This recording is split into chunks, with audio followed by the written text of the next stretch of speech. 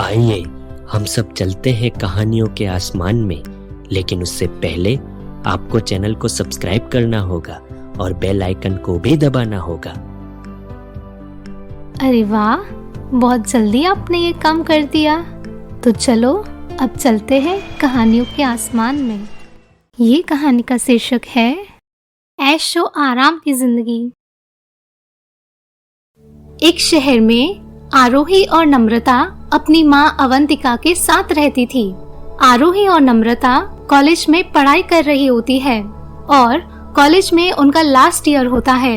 अवंतिका की एक छोटी सी केक की शॉप थी और वो इन थोड़े पैसों से अपना घर और दोनों लड़कियों की फीस का खर्चा अकेले उठा रही थी। नम्रता को आराम और ऐश की जिंदगी जीने का बहुत शौक था और उसकी फरमाइशें हमेशा ज्यादा ही रहती थी, जबकि आरोही बहुत समझदार थी। वो अपनी माँ का हाथ बटाने के लिए कॉलेज के बाद कुछ बच्चों को ट्यूशन पढ़ाती थी, जिससे उसकी माँ की थोड़ी मदद हो जाए। एक दिन, चलो मेरी दोनों बेटियाँ उठ जाओ, कॉलेज नहीं जाना? बस माँ 5 मिनट, क्या फर्क पड़ता है, थोड़ा देर से जाएंगे, वैसे भी कॉलेज में पढ़ता कौन है। ये सुनकर अवंतिका को बहुत बुरा लगता है, लेकिन नम्रता की नींद में कही गई बात को नजरअंदाज कर देती है और अपने काम में लग जाती है। दोनों तैयार होकर कॉलेज के लिए निकल रही होती है। माँ, हम कॉलेज जा रहे हैं। हाँ बेटा, टाइम से आ जाना। मुझे थोड़ी देर होगी आने में। क्यों, आज कोई एक्स्ट्रा क्लास है तुम्हारी? Extra class? अगर होती भी तो पढ़ता कौन है। तो फिर तुम्हें क्यों देर होगी? आज हम फ्रेंड्स मिलके पार्टी करने वाले हैं। अब थोड़े ही दिन रह गए हैं कॉलेज खत्म होने में। और ये क्या तुमने लगा रखा है? पढ़ाई कौन करता है? क्या तुम वहाँ पढ़ती नहीं हो नम्रता? So boring. वैसे भी कॉलेज के बाद तो मेरी शादी हो जाएगी और मैं एक रईस लड़के से शादी करूंगी। ये रोज रोज की बेकार की जिंदगी कौन जिएगा। ये कैसी बातें कर रही हो नम्रता? हाँ तो थोड़े थोड़े पैसों के लिए माँ को मनाना पड़ता है। क्या तुम दोनों पैसे नहीं कमाते हो जो मुझे खर्च भी नहीं करने देते? तुम्हें और आरोही को पॉकेट मनी मिल ही जाती है, पर हाँ, अगर तुम्हें फालतू खर्च करने के लिए पैसे चाहिए हो तो वो नहीं है मेरे पास। क्यों नहीं है? क्योंकि मुझे इन पैसों से घर चलाना होता है, तुम्हारी कॉलेज की फीस होती है और अभी तुम दोनों की शादी भी तो करवानी है। क्या इन सब में पैसों की जरूरत नहीं पड़ेगी? हाँ तो मैंने कौन से ज्यादा मांग लिए? अभी कॉलेज जाओ और तुम्हें अगर पढ़ाई नहीं करनी हो तो घर पे बैठ जाओ। इतना कहकर अवंतिका अंदर चली जाती है और दोनों कॉलेज के लिए निकल जाती है। जैसे ही कॉलेज पहुँचते हैं, नम्रता के कुछ फ्रेंड्स आ जाते हैं। हाय नम्रता, रेडी हो आज की पार्टी के लिए? हाँ, बहुत मजे करेंगे आज तो। हाँ, आज तो पार्टी में बहुत ही मजा आने वाला है। क्या तुम्हारी ये बहन भी आने वाली है हमारी पार्टी में? अरे नहीं, ये बेचारी कहाँ पार्टी करेगी, इसे कुछ काम है तो ये घर चली जाएगी, है ना आरोही? आरोही बिना कुछ जवाब दिए ही वहाँ से चली जाती है और अपनी क्लास में जाकर बैठ जाती है। कॉलेज के बाद आरोही घर चली जाती है। जैसे ही घर पहुँचती है, बेटा आरोही, तुम आ गई? हाँ माँ, लाओ मैं कुछ मदद कर दूं तुम्हारी? अरे नहीं बेटा, मेरा तो रोज का है, तुम जाओ, मैं कर लूंगी। आरोही अपनी माँ की खाना बनाने में मदद करने लगती है। शाम हो गई, लेकिन नम्रता अभी घर नहीं लौटी थी। अवंतिका को थोड़ी फिक्र होने लगती है और वो आरोही से कहती है, नम्रता अभी तक नहीं आई। आ जाएगी माँ, टेंशन मत लो। कुछ ही देर में नम्रता आती है। इतनी देर कहाँ थी तुम? मैंने बताया तो था कि मैं आज पार्टी करने जा रही हूँ अपने दोस्तों के साथ। लेकिन तुमने ये नहीं कहा था कि शाम हो जाएगी। हमें यही था कि तुम जल्दी आ जाओगी। आज कुछ स्पेशल था, इसलिए थोड़ी और देर हो गई। स्पेशल? क्या स्पेशल था आज? माँ, वो मेरी कॉलेज में एक लड़का है रोहन, मैं उसे बहुत पसंद करती हूँ और वो भी मुझे बहुत पसंद करता है। हम दोनों को शादी करनी है। अच्छा, वैसे वो लड़का क्या करता है?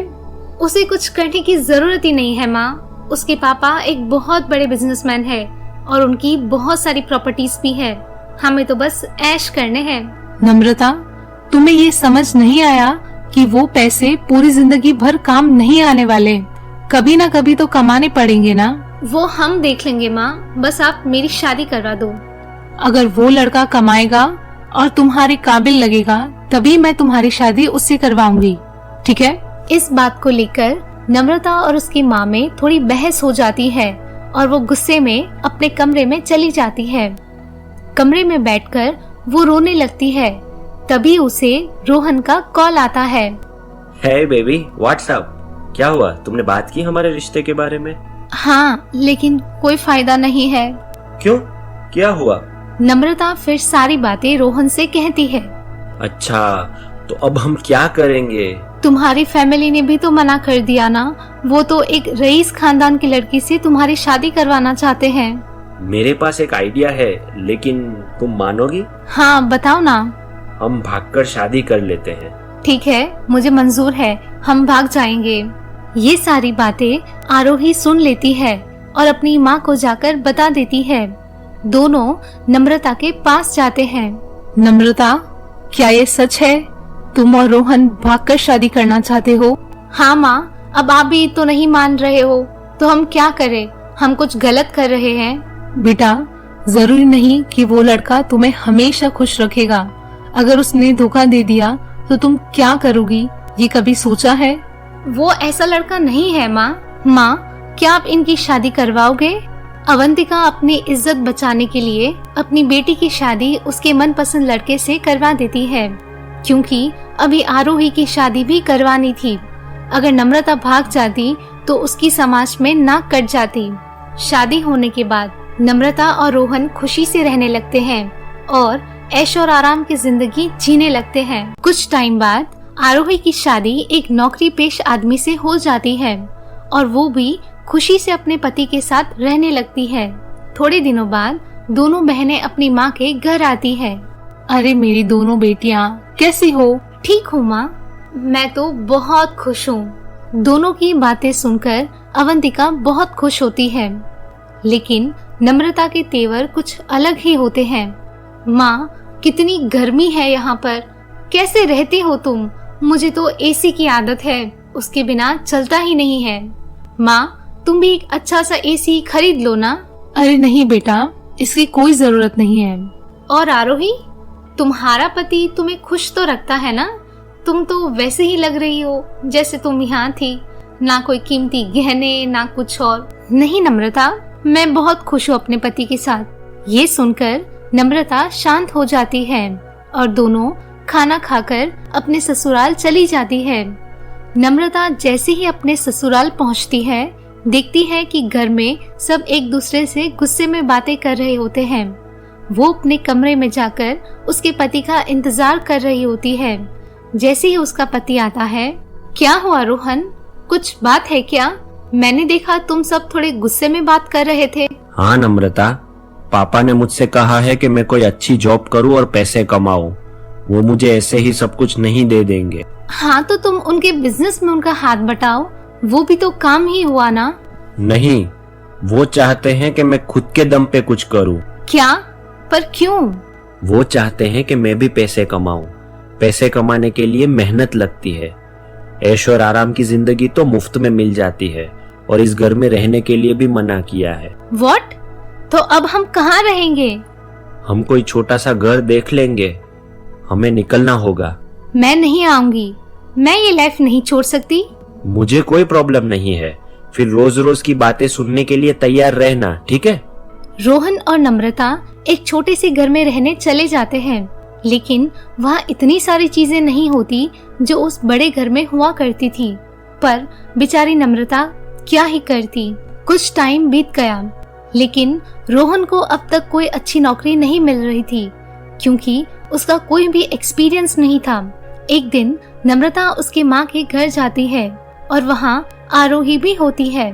दोनों देखती है कि नम्रता कुछ परेशान लगती है। बेटी नम्रता, कुछ बात है क्या? तुम थोड़ी परेशान लग रही हो। फिर नम्रता सारी बातें अपनी माँ को बता देती है। ये सुनकर उसकी माँ और आरोही को बुरा लगता है। तो तुमने क्या सोचा है? आरोही, एक मदद करेगी? हाँ जरूर, बोलो ना, तेरा पति तो एक अच्छी नौकरी करता है ना, तो तू अपने पति से बात करके रोहन के लिए कुछ करवा देना। ठीक है, मैं बात करके कहती हूँ। आरोही अपने पति से बात करती है और उसके पति की ऑफिस में एक अच्छी पोस्ट होने की वजह से रोहन को जॉब मिल जाती है, लेकिन शुरुआत में पैसे थोड़े कम मिलते हैं। कुछ समय में आरोही के पति को प्रमोशन मिलता है। ये देखकर नम्रता को एहसास होने लगता है कि ऐश और आराम की जिंदगी जीना आसान है, लेकिन मेहनत करके पैसे कमाना मुश्किल है। धीरे धीरे करके ये सब संभालना वो सीख लेती है और वो भी एक छोटी सी नौकरी में लग जाती है, जिससे दोनों के पैसों से घर अच्छा चलने लगता है। ये कहानी का शीर्षक है गुफा में जादुई किताब। ये कहानी है सुमित्रा और उसके 3 बेटों की। सुमित्रा के 3 बेटे थे, जिनका नाम था चिंटू, पिंटू और मोंटू। तीनों बहुत ही शैतान थे। एक दिन सुमित्रा घर में सफाई कर रही होती है और उसके 3 बेटे घर में खेल रहे होते हैं। तभी सुमित्रा को कुछ काम याद आता है। बच्चों, मैं बाहर जा रही हूँ। तुम तीनों घर से बाहर मत जाना जब तक मैं ना आ जाऊँ। ठीक है माँ। तीनों घर में खेल रहे होते हैं। तभी अचानक बाहर से आवाज आती है। घर में कोई है? आवाज सुनते ही तीनों घर के बाहर जाने लगते हैं। जैसे ही बाहर पहुंचते हैं, तीनों को एक औरत दिखाई देती है। क्या काम है आपको? अरे बच्चों, तुम लोगों को पता है जंगल में एक गुफा है और उसके अंदर एक जादुई किताब है। उसमें हम जो भी इच्छा लिखते हैं वो पूरी हो जाती है। मैं तो अपनी इच्छा पूरी करके आई। तुम लोग को भी अपनी इच्छा पूरी करनी हो तो तुम लोग भी देख के आना। इतना बोल के अनजान औरत वहाँ से चली जाती है। उसके जाते ही तीनों सोचने लगते हैं कि कहीं उस औरत की बात सच तो नहीं। चलो चल के देखते हैं, कहीं सच तो नहीं। अरे नहीं नहीं, माँ ने बाहर जाने से मना किया है। माँ को पता चलेगा तो माँ बहुत गुस्सा करेगी। अरे चलते हैं ना, माँ के आने से पहले आ जाएंगे, माँ को पता भी नहीं चलेगा। चिंटू और पिंटू की बात सुनकर मोंटू भी उनके साथ जाने के लिए तैयार हो जाता है और तीनों जंगल की ओर निकल जाते हैं। जैसे ही तीनों जंगल में पहुंचते हैं, मुझे बहुत डर लग रहा है, कहीं कोई जानवर आ गया तो। कितना डरपोक है तू। कुछ नहीं होगा मोंटू, तू डर मत। जैसे ही आगे बढ़ते हैं, देखो देखो सामने गुफा दिखाई दे रही है। तीनों गुफा की ओर अपने कदमों को बढ़ाते हैं। जैसे ही गुफा के अंदर जाते हैं, कितना अंधेरा है यहाँ पर। अरे चलो तो सही, आगे बढ़कर देखते हैं। तीनों गुफा में हिम्मत से आगे बढ़ते जाते हैं। जैसे ही थोड़ा आगे बढ़ते हैं, देखो मुझे वहाँ कुछ दिखाई दे रहा है। तीनों धीरे धीरे उस चीज की तरफ आगे बढ़ते हैं। ये तो किताब है। जैसे ही मोंटू ये कहता है, तभी अचानक गुफा से आवाज आती है। ये जादुई किताब है। तुम जो भी अपनी इच्छा लिखोगे वो पूरी होगी, लेकिन सबको एक ही मौका मिलेगा। आवाज सुनकर तीनों बहुत डर जाते हैं और बाहर की तरफ भागने लगते हैं। तभी अचानक वापस एक आवाज आती है। कहाँ भाग रहे हो? तुम्हें अपनी इच्छाएं पूरी नहीं करनी? अपनी इच्छाएं इस जादुई किताब में लिखो। तीनों रुक जाते हैं और थोड़ी देर सोचते हैं। सोचने के बाद तीनों वापस किताब की तरफ जाते हैं और खड़े हो जाते हैं। क्या सोच रहे हो? अपनी इच्छाएं इस किताब में लिखो। तीनों खुश होते हुए लिखने लगते हैं। मुझे कभी स्कूल ना जाना पड़े, मुझे नया मोबाइल फोन मिल जाए, मुझे बहुत सारे पिज्जा मिले खाने के लिए। जैसे ही तीनों अपनी इच्छाएं लिख देते हैं, तभी वापस आवाज आती है। अब अपने घर जाओ, सब इच्छा पूरी होगी। तीनों खुश होकर अपने घर की तरफ आगे बढ़ते हैं और रास्ते में सोचते हैं कि आज तो हमारी सारी इच्छाएं पूरी हो जाएगी। तीनों जैसे ही अपने घर में जाते हैं, देखते हैं कि उनकी माँ रो रही होती है। अरे माँ तो आ गई है, माँ बहुत डांटेगी। मैंने तो पहले ही मना किया था बाहर जाने से, लेकिन माँ रो क्यों रही है? सुमित्रा जैसे ही तीनों को देखती है, उनकी तरफ गुस्से से आती है। तीनों बहुत डर जाते हैं। कहाँ गए थे तुम तीनों? मैंने तुम्हें मना किया था ना बाहर जाने से। देखो क्या हो गया, हमारे घर का सारा सामान चोरी हो गया। थोड़ी देर तक वो ये नहीं समझ पाते हैं कि ये सब कैसे हो गया।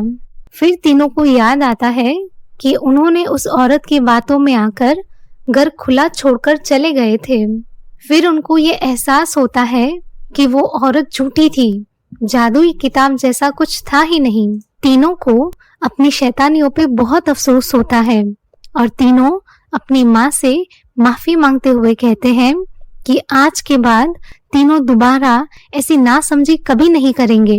इससे हमें ये सीखने को मिलता है, कभी किसी की बातें सुनकर लालच नहीं करनी चाहिए और माँ बाप की कही हर बात को ध्यान से सुनना और मानना चाहिए। ये कहानी का शीर्षक है लालची बावर्ची।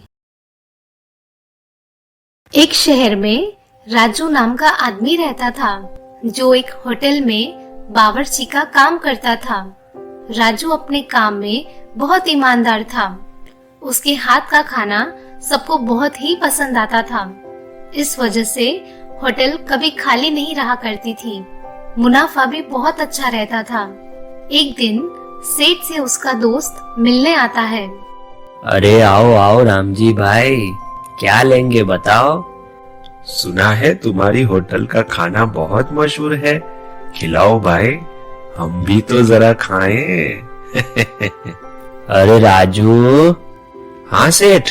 मेरा दोस्त आया है रामजी, जल्दी से खाना लगाओ भाई। हाँ भाई, बहुत भूख लगी है आज तो। राम जी को खाना बहुत पसंद आता है और वो मजे से खाता है। खाना खाने के बाद अरे भाई मजा आ गया, वाकई राजू बहुत अच्छा खाना बनाते हो। ये सुनकर सेठ बहुत खुश हो जाता है। राम जी खाना खा के चला जाता है। इस होटल के सामने एक और होटल होती है, लेकिन वहाँ बहुत कम लोग जाना पसंद करते थे, क्योंकि वहाँ का खाना लोगों को इतना नहीं पसंद आता था। उस होटल के सेठ का नाम मुकेश था। बहुत ही शातिर और तेज दिमाग का था। अपनी होटल में कम मुनाफा देख उसे एक दिन ख्याल आता है कि क्यों ना वो राजू को अपने होटल में बावर्ची का काम करने के लिए रख दे। आजकल तो बहुत कम मुनाफा होने लग गया है। अगर इसी तरह से होता रहा तो एक दिन मुझे अपनी होटल बंद करके गांव जाना पड़ेगा। क्यों ना मैं राजू को अपने होटल में बावर्ची का काम दूं, मुनाफा भी ज्यादा होगा और गांव भी नहीं जाना पड़ेगा। लेकिन वो अपनी नौकरी क्यों छोड़ेगा? क्या करूं? सोच मुकेश, सोच। सोचते सोचते उसे अचानक एक बहुत ही बढ़िया आइडिया आता है। बस वो इसी मौके की तलाश में था कि राजू कब बाहर निकले और वो उससे बात करे। दूसरे दिन राजू किसी काम से बाहर जाता है। तभी मुकेश को मौका मिल जाता है उससे बात करने का। अरे अरे राजू भाई सुनते हो? अरे बोलिए मुकेश सेठ। सुना है लोगों को तुम्हारे हाथ का खाना बहुत पसंद आता है। हाँ, लोग दूर दूर से मेरे हाथ का खाना खाने आते हैं सेठ। राजू भाई, तुम मेरे यहाँ बावर्ची का काम करना चाहोगे? मैं तुम्हें तुम्हारे सेठ से दुगना पैसा दूंगा, सोच लो। अरे नहीं नहीं, कैसी बात कर रहे हो? मेरे सेठ बहुत अच्छे हैं और मैं अपनी नौकरी से बहुत खुश हूँ। सोच लो, बाकी तुम्हारी मर्जी। इतना बोल के मुकेश वहाँ से चला जाता है। राजू अपने घर जाता है और बैठे बैठे सोचने लगता है कि मुकेश ने जो उससे कहा वो सच तो नहीं। मुकेश सेठ मुझे मेरे सेठ से भी ज्यादा पैसे देंगे। ज्यादा पैसे मिलेंगे तो मैं एक बड़ा घर खरीद लूंगा। एक काम करता हूँ, कल सेठ को मना कर देता हूँ कि मुझे आपके यहाँ काम नहीं करना। ज्यादा पैसे की लालच में आकर राजू ने अपनी अच्छी नौकरी गंवा दी। दूसरे दिन वो सेठ को मना कर देता है कि वो अब वहाँ काम नहीं करेगा। ये सुन के उसका सेठ उदास हो जाता है। इतना कहने के बाद राजू मुकेश के यहाँ चला जाता है। मुकेश सेठ, मुझे आपके यहाँ नौकरी मंजूर है। अरे बहुत बढ़िया, जाओ काम पे लग जाओ और इतना अच्छा खाना बनाओ कि लोगों की भीड़ लग जाए। जी सेठ। नौकरी छोड़ने के बाद राजू के सेठ को एक और अच्छा बावर्ची मिल जाता है और उसकी होटल पहले की तरह ही अच्छी चल रही होती है।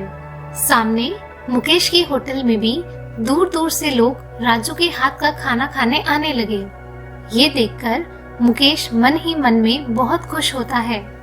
क्या बात है, मेरी होटल भी बढ़िया चल रही है। मुकेश के मन में लालच पहले से ही थी।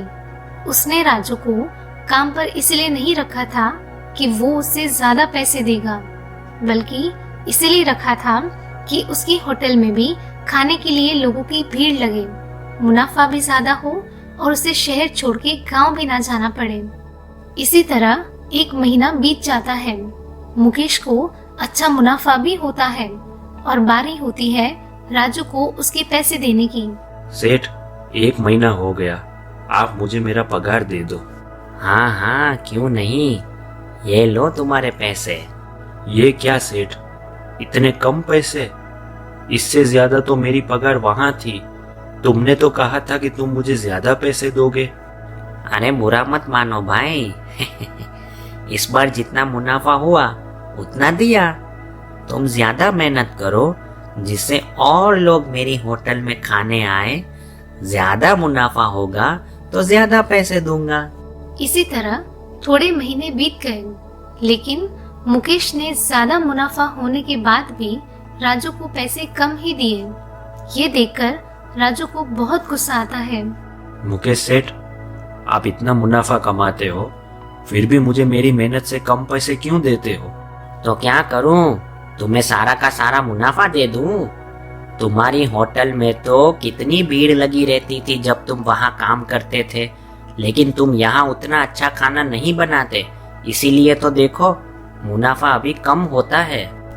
ये सुनकर राजू को एहसास होने लगता है कि मुकेश ने उससे ज्यादा पैसे की लालच देकर उसकी नौकरी भी छुड़वा दी और उसे पैसे भी कम दिए।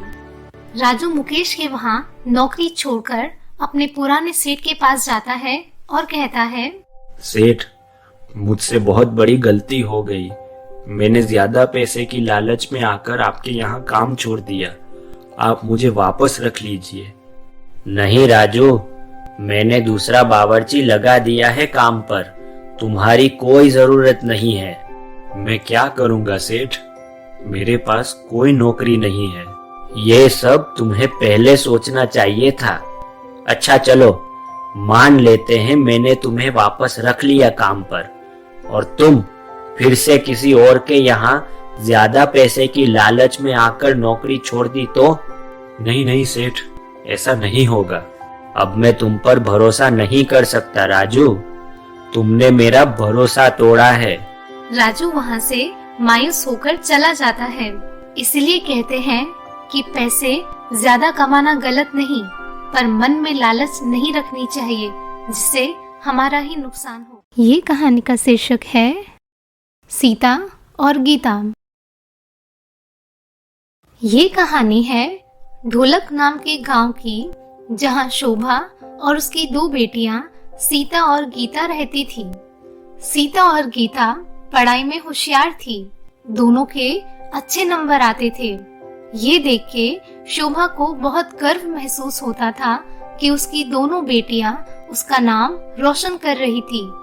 पढ़ाई में दोनों की कोई शिकायत नहीं रहती थी। गीता बड़ी थी, पर उसका स्वभाव बहुत ही आलसी और कामचोर रहता था। वो अपने हिस्से का सारा काम उसकी छोटी बहन सीता पर डाल देती थी। दिवाली आने वाली थी, घर की सफाई चल रही होती है। गीता, चलो बेटा, दिवाली आने वाली है, घर की सफाई करनी है, तुम मेरा हाथ बटाओ। अरे माँ, मुझे सोना है, आप सीता से कहो ना। सीता अभी छोटी है, तुम बड़ी हो, तुम मेरा हाथ बटाओ। ये सुनकर सीता कहती है, माँ, मैं आपकी मदद कर देती हूँ, क्या करना है बताओ। देखा गीता, वो छोटी है फिर भी घर के काम में मदद कर रही है, जबकि तुम उससे बड़ी हो। तो क्या हुआ माँ, मेरे बदले वो काम कर लेगी। ये देख के शोभा को बहुत बुरा लगता है कि गीता घर का कोई भी काम नहीं करती। दूसरे दिन दोनों स्कूल के लिए निकल जाती हैं। स्कूल से पढ़ाई करके आते वक्त सीता अपनी बहन से कहती है, दीदी, आप माँ की मदद किया करो, वो बेचारी अकेले सारे घर का काम करती है। सीता, तुम मुझे मत सिखाओ मुझे क्या करना है। ये सुन के सीता शांत हो जाती है और दोनों घर पहुंचकर अपनी माँ के साथ बैठती हैं। बेटा गीता, अब तुम बड़ी हो रही हो, तुम्हें धीरे धीरे घर के काम सीखने होंगे। माँ, मुझे घर के काम नहीं करने, मुझे नहीं अच्छा लगता है घर के काम करना। इतना कहकर गीता अंदर चली जाती है। सीता को अपनी माँ को उदास देखकर बहुत बुरा लगता है। शाम को शोभा अपने बच्चों के लिए नए कपड़े लेकर आती है। ये देख के सीता और गीता बहुत खुश हो जाती है। माँ, आप हमारे लिए नए कपड़े लेकर आई हो, बताओ। माँ, आप मेरे लिए कौन से रंग के कपड़े लाई हो? दिवाली में मेरी दोनों बच्चियां नए कपड़े पहनेगी। शोभा दोनों के लिए बहुत ही अच्छे कपड़े लाती है, लेकिन गीता को सीता के कपड़े ज्यादा पसंद आते हैं। उसे ये देख के जलन होती है और वो सोचने लगती है कि मेरी माँ मुझसे ज्यादा सीता से प्यार करती है। माँ मुझसे प्यार नहीं करती, इसलिए वो सीता के लिए ज्यादा अच्छे कपड़े लेकर आई। कपड़े पसंद आए बच्चों? हाँ माँ, बहुत ही अच्छे कपड़े लाई हो। गीता गुस्से में अंदर चली जाती है। ये देखकर शोभा और सीता सोच में पड़ जाते हैं कि गीता को क्या हुआ। दूसरे दिन सीता और गीता बाहर खेल रही होती है। तभी गीता सीता से कहती है, सीता, माँ तो तेरे लिए बहुत अच्छे कपड़े लाई है, क्योंकि तू सारे घर का काम करती है, इसलिए माँ तुझसे ज्यादा प्यार करती है। नहीं दीदी, तुम गलत समझ रही हो। ऐसा ही है सीता। इतना बोलकर गीता वहाँ से चली जाती है। दूसरे दिन गीता की तबीयत अचानक खराब हो जाती है। ये देखकर शोभा और सीता बहुत परेशान हो जाते हैं। डॉक्टर ने उसे आराम करने के लिए कहा होता है। बेटा गीता, तुम आराम करो, मैं यहीं बैठी हूँ, कुछ चाहिए हो तो बताना। हाँ दीदी, मैं भी यही हूँ। शोभा और सीता दिन रात बहुत सेवा करते हैं। ये देखकर गीता की आंख में आंसू आ जाते हैं। गीता को मायूस देखकर शोभा उससे पूछती है, क्या हुआ गीता, तुम रो क्यों रही हो? माँ, मुझे लगा था तुम सीता से मुझसे ज्यादा प्यार करती हो, क्योंकि वो तो सारे घर का काम भी करती है। मुझे थोड़ी जलन भी हुई थी ये देखकर कि तुम सीता के लिए मुझसे ज्यादा अच्छे कपड़े लाई हो। अरे बेटा, तुमने ये कैसे सोच लिया? मेरे लिए तो तुम दोनों ही बराबर हो, दोनों से मैं प्यार करती हूँ, किसी से ज्यादा किसी से कम नहीं। हाँ माँ, गलती मेरी थी, मुझे माफ कर दीजिए। अब मैं आपको घर के हर काम में मदद करवाऊंगी। आपको और सीता को अकेले कुछ नहीं करना पड़ेगा। ठीक है बेटा। माँ का प्यार अपने बच्चों के लिए हमेशा बराबर रहता है, किसी से कम किसी से ज्यादा नहीं होता। माँ अपने बच्चों में कभी भेदभाव नहीं करती। ये कहानी का शीर्षक है पिता का प्यार। एक गांव में चिमनलाल नाम का आदमी रहता था, जिसके 2 बेटे थे, चंगू और मंगू। चंगू पढ़ाई में बहुत होशियार रहता था। चंगू ने बहुत सारे इनाम जीते थे, इसलिए उसके पिता उसकी मांगी हर चीज ले आते थे। वही मंगू पढ़ाई में कम और खेल कूद में ज्यादा ध्यान देता था। इसके कारण पढ़ाई में उसके मार्क्स बहुत कम आते थे। उसके पापा हमेशा उससे परेशान रहते थे।